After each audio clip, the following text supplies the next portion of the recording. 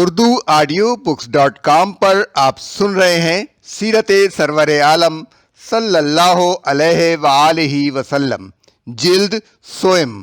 تالیف مولانا سید ابو العلا مودودی، آواز وجیح احمد صدیقی،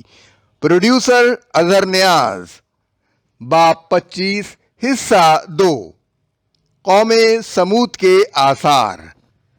رجب سن 9 ہجری میں نبی صلی اللہ علیہ وآلہ وسلم 30,000 مجاہدین کے ساتھ شام کی طرف روانہ ہوئے تو اس سفر میں مجاہدین اسلام کا گزر قوم سمود کی تباہ شدہ بستیوں سے ہوا۔ قوم سمود عرب کی قدیم ترین اقوام میں سے دوسری قوم ہے جو عاد کے بعد سب سے زیادہ مشہور و معروف ہے۔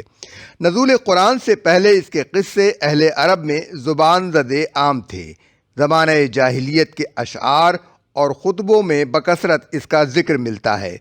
اسیریا کے کتبات اور یونان، اسکندریہ اور روم کے قدیم مورخین اور جغرافیہ نویس بھی اس کا ذکر کرتے ہیں۔ مسیح علیہ السلام کی پیدائش سے کچھ عرصہ پہلے تک اس قوم کے بقایا موجود تھے۔ چنانچہ رومی مورخین کا بیان ہے کہ یہ لوگ رومن افواج میں بھرتی ہوئے اور نبطیوں کے خلاف لڑے جن سے ان کی دشمنی تھی۔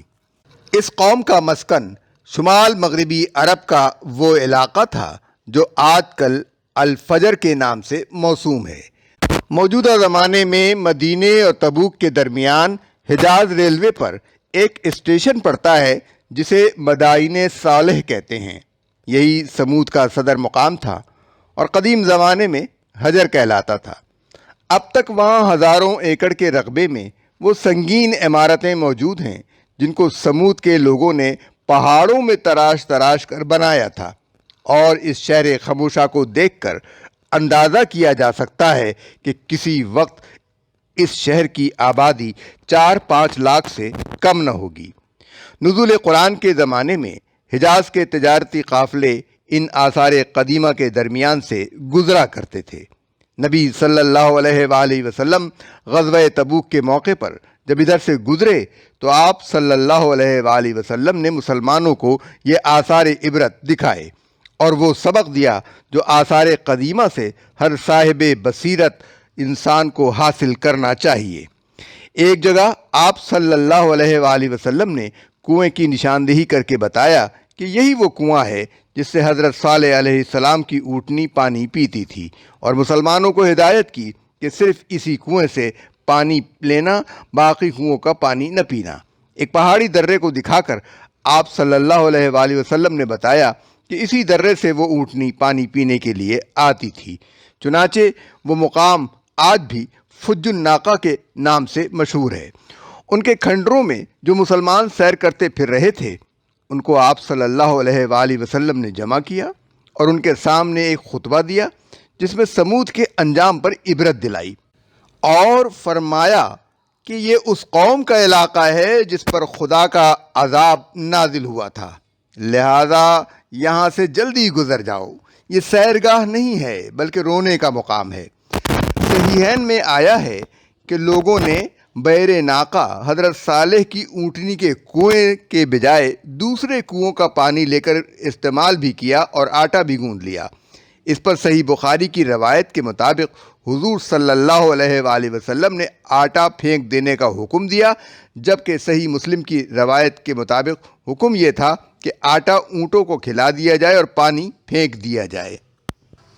دیار سمود سے آگے چلے تو ایک صبح لشکر اسلام کو پانی کی قلت کا سامنا ہوا۔ لوگوں نے نبی صلی اللہ علیہ وآلہ وسلم سے شکایت کی۔ آپ صلی اللہ علیہ وآلہ وسلم نے دعا فرمائی تو خوب بارش ہوئی، لوگ سیراب ہو گئے اور اپنی ضرورت کے لیے پانی محفوظ بھی کر لیا۔ تبوک کے سفر میں ایک جگہ نبی صلی اللہ علیہ وآلہ وسلم کی اونٹنی گم ہو گئی۔ مسلمان اس کو تلاش کرتے پھر رہے تھے۔ اس پر منافقوں کے ایک گروہ نے اپنی مجلس میں بیٹھ کر خوب مذاق اڑایا اور آپس میں کہا کہ یہ حضرت آسمان کی خبریں تو خوب سناتے ہیں مگر ان کو اپنی اونٹنی کی کچھ خبر نہیں کہ وہ اس وقت کہاں ہے۔ اس پر نبی صلی اللہ علیہ وآلہ وسلم نے فرمایا، خدا کی قسم میں وہی کچھ کہتا ہوں جو اللہ تعالیٰ مجھے بتاتا ہے، مجھے میرے رب نے خبر دی ہے کہ اونٹنی کی مہار فلاں گھاٹی میں ایک درخت سے الجھ گئی ہے، اس لیے تم لوگ جاؤ اور اسے لے کر آؤ۔ چنانچہ لوگ گئے اور اسے پکڑ لائے۔ منزلوں پر منزلیں مارتے ہوئے ایک طویل فاصلہ طے کر کے مجاہدین اسلام بالآخر تبوک پہنچ گئے۔ یہاں انہیں معلوم ہوا کہ قیصر اور اس کے تابعین نے مقابلے پر آنے کے بجائے اپنی فوجیں سرحد سے ہٹا لی ہیں اور اب کوئی دشمن موجود نہیں ہے کہ اس سے جنگ کی جائے۔ دراصل قیصر نے اجتماع افواج شروع کیا تھا، لیکن جب حضرت صلی اللہ علیہ وآلہ وسلم اس کی تیاریاں مکمل ہونے سے پہلے ہی مقابلے پر پہنچ گئے تو اس نے سرحد سے فوجیں ہٹا لینے کے سوا کوئی چارہ نہ پایا۔ غزوہ موطا میں 3000 اور 1 لاکھ کے مقابلے کی جو شان وہ دیکھ چکا تھا، اس کے بعد اس میں اتنی ہمت نہ تھی کہ خود نبی صلی اللہ علیہ وآلہ وسلم کی قیادت میں جہاں 30,000 فوج آ رہی ہو، وہاں وہ 1,00,000-2 لاکھ آدمی لے کر میدان میں آ جاتا۔ قیصر کے یوں طرح دے جانے سے جو اخلاقی فتح حاصل ہوئی، اس کو نبی صلی اللہ علیہ وآلہ وسلم نے اس مرحلے پر کافی سمجھا، اور بجائے اس کے کہ تبوک سے آگے بڑھ کر سرحد شام میں داخل ہوتے، آپ صلی اللہ علیہ وسلم نے اس بات کو ترجیح دی کہ اس فتح سے انتہائی ممکن سیاسی و حربی فوائد حاصل کر لیں۔ چنانچہ آپ صلی اللہ علیہ وآلہ وسلم نے تبوک میں 20 دن ٹھہر کر ان بہت سی چھوٹی چھوٹی ریاستوں کو جو سلطنت روم اور دارالاسلام کے درمیان واقع تھیں اور اب تک رومیوں کے زیر اثر رہی تھیں، فوجی دباؤ سے سلطنت اسلامی کا باج گزار اور تابع امر بنا لیا۔ اس سلسلے میں دومت الجندل کے عیسائی رئیس عقیدر بن عبد الملک کندی، ایلا کے عیسائی رئیس یوحنا بن روبا، اور اسی طرح مقنا جربا اور ازرح کے نصرانی رؤسا نے بھی جزیہ ادا کر کے مدینے کی تابعیت قبول کی، اور اس کا نتیجہ یہ ہوا کہ اسلامی حدود اقتدار براہ راست رومی سلطنت کی سرحد تک پہنچ گئے، اور جن عرب قبائل کو قیاصرہ روم اب تک عرب کے خلاف استعمال کرتے رہے تھے، اب ان کا بیشتر حصہ رومیوں کے مقابلے پر مسلمانوں کا معاون بن گیا۔ اس کا سب سے بڑا فائدہ یہ ہوا کہ سلطنت روم کے ساتھ ایک طویل کشمکش میں الجھ جانے سے پہلے اسلام کو عرب پر اپنی گرفت مضبوط کرنے کا پورا موقع مل گیا۔ جس قدرت کے ساتھ نبی صلی اللہ علیہ وآلہ وسلم 30,000 کا زبردست لشکر لے کر گئے اور رومیوں نے آپ صلی اللہ علیہ وآلہ وسلم کے مقابلے پر آنے سے پہلو تہی کر کے جو کمزوری دکھائی، اس نے تمام عرب پر آپ صلی اللہ علیہ وآلہ وسلم اور آپ صلی اللہ علیہ وسلم کے دین کی دھاک بٹھا دی۔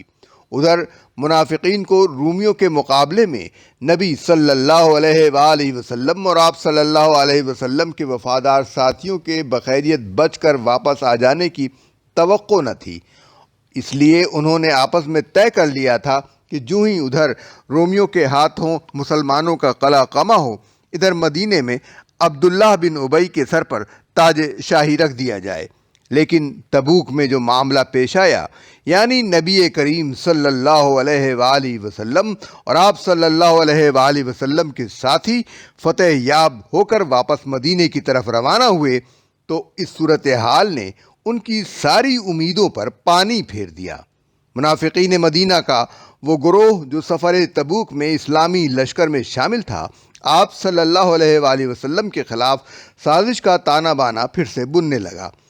ایک سازش کا واقعہ تو محدثین نے اس طرح بیان کیا ہے کہ تبوک سے واپسی پر جب مسلمانوں کا لشکر ایک ایسے مقام کے قریب پہنچا جہاں سے پہاڑوں کے درمیان راستہ گزرتا تھا، تو بعض منافقین نے آپس میں طے کیا کہ رات کے وقت کسی گھاٹی میں سے گزرتے ہوئے نبی صلی اللہ علیہ وآلہ وسلم کو کھڈ میں پھینک دیں گے۔ حضور صلی اللہ علیہ وآلہ وسلم کو اس کی اطلاع ہو گئی۔ آپ صلی اللہ علیہ وآلہ وسلم نے تمام اہل لشکر کو حکم دیا کہ وادی کے راستے سے نکل جائیں، اور آپ خود صرف عمار بن یاسر رضی اللہ تعالیٰ عنہ اور حذیفہ رضی اللہ تعالیٰ عنہ بن یمان کو لے کر گھاٹی کے اندر سے ہو کر چلے۔ اثناء راہ میں یکایک معلوم ہوا کہ 10-12 منافق ڈھاٹے باندھے ہوئے پیچھے پیچھے آ رہے ہیں۔ یہ دیکھ کر حضرت حذیفہ رضی اللہ تعالیٰ عنہ ان کی طرف لپکے تاکہ ان کے اونٹوں کو مار مار کر ان کے منہ پھیر دیں، مگر وہ دور ہی سے حضرت حذیفہ رضی اللہ تعالیٰ عنہ کو آتے دیکھ کر ڈر گئے اور اس خوف سے کہ کہیں ہم پہچان نہ لیے جائیں فوراً بھاگ نکلے۔ مسجد زرار۔ مدینے میں منافقین کی اسلام مخالف سازشوں کا مرکز مسجد زرار تھا۔ اس 1.5 اینٹ کی مسجد کی تعمیر کا قصہ یوں ہے کہ مدینے میں اس وقت 2 مسجدیں تھیں، ایک مسجد قباء جو شہر کے مضافات میں تھی، دوسری مسجد نبوی جو شہر کے اندر تھی۔ ان 2 مسجدوں کی موجودگی میں ایک تیسری مسجد بنانے کی کوئی ضرورت نہ تھی، لیکن جب مدینے کا نصرانی راہب ابو عامر اسلام کے خلاف قیصر روم اور شمالی عرب کی عیسائی ریاستوں کو بھڑکانے کے لیے روم کی طرف روانہ ہونے لگا تو اس کے اور ان منافقوں کے درمیان یہ قرارداد ہوئی کہ مدینے میں یہ لوگ اپنی ایک الگ مسجد بنا لیں گے تاکہ عام مسلمانوں سے بچ کر منافق مسلمانوں کی علیحدہ جتھا بندی اس طرح کی جا سکے کہ اس پر مذہب کا پردہ پڑا رہے اور آسانی سے اس پر کوئی شبہ نہ کیا جا سکے، اور وہاں نہ صرف یہ کہ منافقین منظم ہو سکیں اور آئندہ کارروائیوں کے لیے مشورے کر سکیں، بلکہ ابو عامر کے پاس سے جو ایجنٹ خبریں اور ہدایات لے کر آئیں وہ بھی غیر مشتبہ فقیروں اور مسافروں کی حیثیت سے اس مسجد میں ٹھہر سکیں، مگر ایک نئی اور علیحدہ مسجد بنانے سے پہلے اس کی ضرورت ثابت کرنا ضروری تھا۔ چنانچہ منافقین نے نبی صلی اللہ علیہ وآلہ وسلم کے سامنے یہ عذر پیش کیا کہ بارش میں اور جاڑے کی راتوں میں عام لوگوں کو اور خصوصاً ضعیفوں اور معذوروں کو جو ان دونوں مسجدوں سے دور رہتے ہیں 5 وقت حاضری دینی مشکل ہوتی ہے، لہذا ہم محض نمازیوں کی آسانی کے لیے یہ ایک نئی مسجد تعمیر کرنا چاہتے ہیں۔ ان پاکیزہ ارادوں کی نمائش کے ساتھ جب یہ مسجد زرار بن کر تیار ہوئی تو یہ اشرار نبی صلی اللہ علیہ وآلہ وسلم کی خدمت میں حاضر ہوئے اور آپ صلی اللہ علیہ وآلہ وسلم سے درخواست کی آپ ایک مرتبہ خود نماز پڑھا کر ہماری مسجد کا افتتاح فرما دیں، مگر آپ صلی اللہ علیہ وآلہ وسلم نے یہ کہہ کر ٹال دیا کہ اس وقت میں جنگ کی تیاری میں مشغول ہوں اور ایک بڑی مہم درپیش ہے، اس مہم سے واپس آ کر دیکھوں گا۔ اس کے بعد آپ صلی اللہ علیہ وآلہ وسلم تبوک کی طرف روانہ ہو گئے اور آپ کے پیچھے یہ لوگ اس مسجد میں اپنی جتھا بندی اور سازش کرتے رہے، حتیٰ کہ انہوں نے یہاں تک طے کر لیا کہ ادھر رومیوں کے ہاتھوں مسلمانوں کا قلعہ قمع ہو اور ادھر یہ فوراً ہی عبداللہ بن ابی کے سر پر تاج شاہی رکھ دیں گے۔ واپسی پر جب نبی صلی اللہ علیہ وآلہ وسلم مدینے کے قریب ذی آوان کے مقام پر پہنچے تو سورہ توبہ کی آیات 107 اور 108 نازل ہوئیں۔ کچھ اور لوگ ہیں جنہوں نے ایک مسجد بنائی اس غرض کے لیے کہ دعوت حق کو نقصان پہنچائیں اور خدا کی بندگی کرنے کے بجائے کفر کریں اور اہل ایمان میں پھوٹ ڈالیں اور اس بظاہر عبادت گاہ کو اس شخص کے لیے کمین گاہ بنائیں جو اس سے پہلے خدا اور اس کے رسول صلی اللہ علیہ وآلہ وسلم کے خلاف برسر پیکار ہو چکا ہے۔ وہ ضرور قسمیں کھا کھا کر کہیں گے کہ ہمارا ارادہ تو بھلائی کے سوا کسی دوسری چیز کا نہ تھا، مگر اللہ گواہ ہے کہ وہ قطعی جھوٹے ہیں۔ تم ہرگز اس عمارت میں کھڑے نہ ہونا۔ سورہ توبہ۔ چنانچہ آپ صلی اللہ علیہ وآلہ وسلم نے اسی وقت چند آدمیوں کو مدینے کی طرف بھیج دیا تاکہ آپ کے شہر میں داخل ہونے سے پہلے وہ اس مسجد زرار کو مسمار کر دیں۔ چنانچہ آپ صلی اللہ علیہ وسلم کی حکم کی تعمیل میں مسجد زرار کو ڈھا دیا گیا۔ نبی صلی اللہ علیہ وآلہ وسلم تبوک سے واپس تشریف لائے تو حسب معمول آپ صلی اللہ علیہ وآلہ وسلم نے پہلے مسجد آ کر 2 رکعت نماز پڑھی اور پھر لوگوں سے ملاقات کے لیے بیٹھے۔ وہ لوگ معذرت کرنے کے لیے حاضر ہوئے جو پیچھے رہ گئے تھے۔ اس مجلس میں منافقین نے بھی آ کر اپنے عذرات لمبی چوڑی قسموں کے ساتھ پیش کرنے شروع کیے۔ یہ 80 سے زیادہ آدمی تھے۔ حضور صلی اللہ علیہ وآلہ وسلم نے ان میں سے ایک ایک کی بناوٹی باتیں سنی، ان کے ظاہری عذرات کو قبول کر لیا اور ان کے باطن کو خدا پر چھوڑ کر فرمایا خدا تمہیں معاف کرے۔ سورہ توبہ میں انہی منافقین کی طرف اشارہ کرتے ہوئے فرمایا گیا خود مدینے کے باشندوں میں بھی منافق موجود ہیں جو نفاق میں طاق ہو گئے ہیں، تم انہیں نہیں جانتے، ہم ان کو جانتے ہیں۔ سورہ توبہ آیت 101۔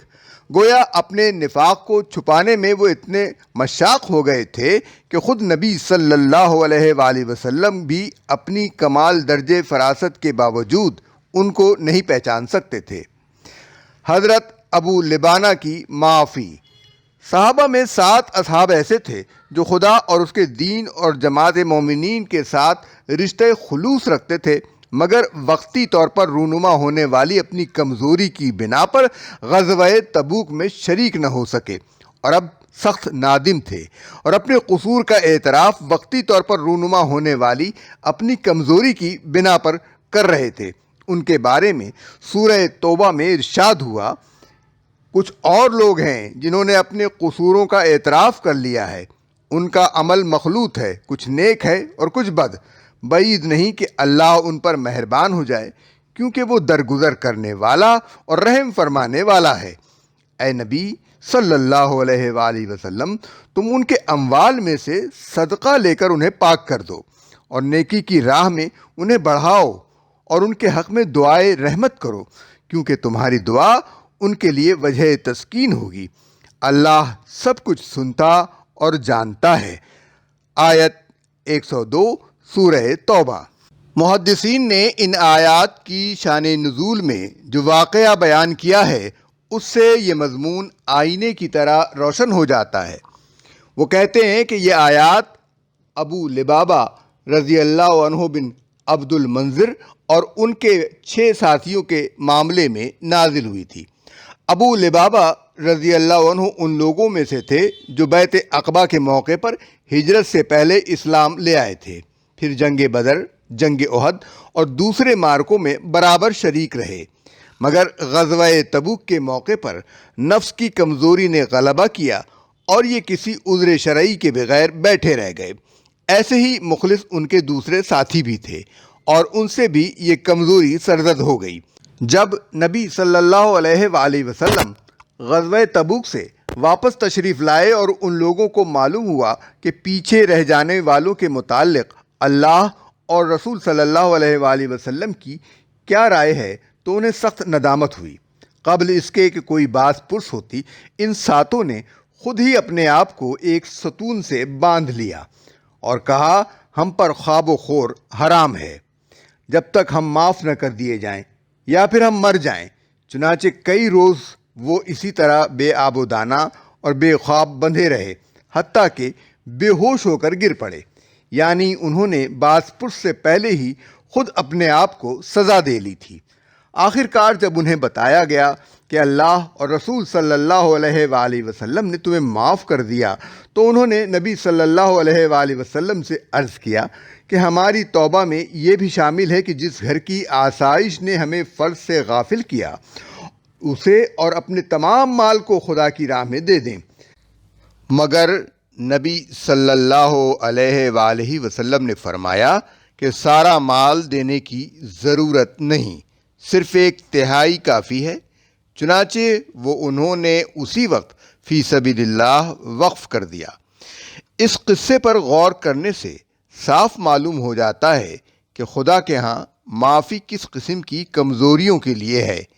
یہ سب حضرات عادی غیر مخلص نہ تھے،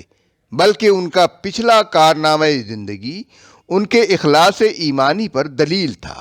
ان میں سے کسی نے عذرات نہیں تراشے، بلکہ اپنے قصور کو خود ہی قصور مان لیا۔